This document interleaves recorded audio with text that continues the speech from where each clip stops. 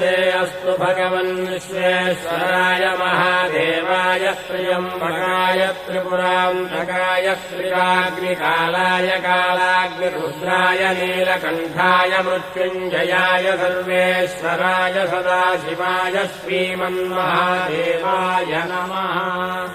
नमो हिरण्यवाहवे सेनान्ये दिशाञ्च पतये नमो नमो वृक्षेभ्यो हरिकेशेभ्यः पशूनाम् पतये नमो नमः स्वस्मिञ्जराय श्रीमते पथीनाम् पतये नमो नमो बभ्रुजाय विव्याधिनेन्नानाम् पतये नमो नमो हरिकेशायोपवीतिने पुष्टानाम् पतये नमो नमो भवस्येत्यैकताम् पतये नमो नमो रुद्राय कामिने क्षेत्राणाम् पतये नमो नमः सूताय हन्त्याय वनानाम् पतये नमो नमः।